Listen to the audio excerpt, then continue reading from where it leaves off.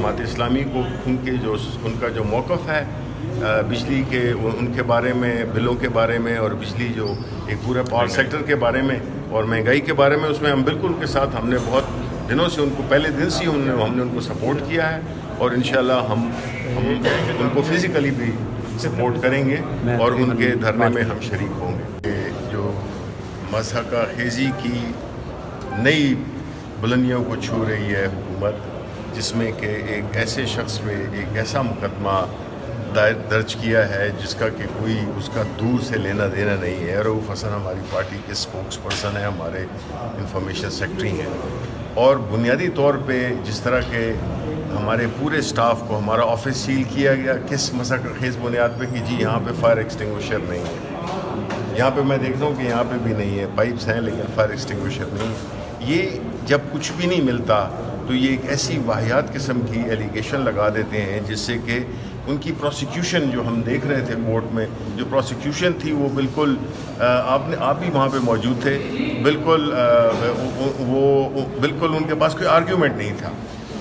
क्योंकि जब भी आप झूठ की बुनियाद पे एक ऐसा झूठ बनाते हैं तो उसके लिए फिर आपको 100 झूठ बोलने पड़ते हैं और 100 झूठ के लिए फिर आपको उसके लिए एक लामुतनाही वक्त का इंतज़ार होता है, जो कि आज जज साहब ने पूछा भी उनसे कि आपने इन 2 दिनों में किया क्या है, तो सिर्फ तो बुनियादी मकसद ये कोई है ही नहीं, केस है ही नहीं। इसमें मकसद है कि रऊफ़ हसन को एग्ज़ाम्पल बनाया जाए, उसको टॉर्चर किया जाए, उसको एक ऐसी हालत में रखा जाए कि उस जहनी टॉर्चर से भी गुज़रें और फिर इस उम्र के जिस हिस्से में भी हैं वो उसको फ़िज़िकल टॉर्चर भी एक हो। तो ये देखें, ये हम अपने तारीख़ तरीन दौर से गुज़र रहे हैं। हम अपनी सियासी और इस मुल्क की तारीख़ में कभी हमने ऐसी फस्तायत नहीं देखी, कभी हमने इतनी गिरावट नहीं देखी। शिबली फराज साहब, आप पीटीआई की सीनियर क़यादत में से हैं, आप अपोजिशन जमातों के साथ मिलकर ग्रैंड मार्च बनाने जा रहे हैं, क्या आपने ये लेट नहीं कर दिया, पहले बनाना चाहिए था? देखें जी, ये जो सियासी डेवलपमेंट्स होती हैं उसमें हर एक चीज़ अपने वक्त पे ही वो आती है और मेरा नहीं ख्याल है कि लेट हुआ है। पाकिस्तान तहरीक इंसाफ तने तनहा तो इस पूरे इस फस्तायत का मुकाबला करती रही है, लेकिन अभी जो है तो ऐसा माहौल बन गया है जिसमें कि और सियासी जमातें भी जो उन्होंने मुल्क की हालात देखे हैं, महंगाई की जो एक बदतरीन एक सिलसिला चला हुआ है, तो ज़ाहिर है कि और पार्टियों को भी अगर देखें, सियासी जमातें आवाम की नुमाइंदगी करती हैं, तो अगर वो अगर नहीं करेंगी तो उनकी फिर सियासत ख़त्म हो जाएगी। इसलिए जो बाकी सियासी जमातें हैं जो कि अभी हमारे साथ शामिल होंगी या होना चाहती हैं, वो भी ज़ाहिर है कि उनके पास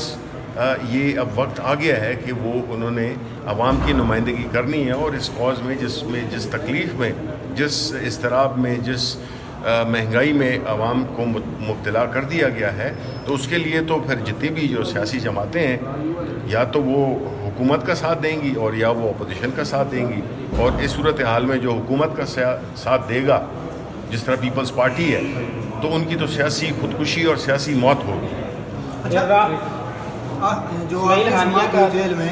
उसमें खान साहब ने कहा था कि मैं पीटीआई की क़यादत को कहूँगा कि फौरी तौर पर जो है वो जमात इस्लामी के धरने में जाएं और वहाँ पे शिरकत करें, तो उस पर अभी तक मेरा आज रब्ता हो गया है, मैं आज जा रहा हूँ और उसके अलावा भी लीडरशिप जाएगी, बाकी बिल्कुल जी, हम सब जाएंगे। खान साहब की इंस्ट्रक्शन है और हम जमात इस्लामी को उनका जो मौक़िफ़ है बिजली के उनके बारे में, बिलों के बारे में और बिजली जो एक पूरे पावर सेक्टर के बारे में और महंगाई के बारे में, उसमें हम बिल्कुल उनके साथ हमने बहुत दिनों से उनको पहले दिन से हमने उनको सपोर्ट किया है और इंशाल्लाह हम उनको फिज़िकली भी सपोर्ट करेंगे और उनके धरने में हम शरीक होंगे।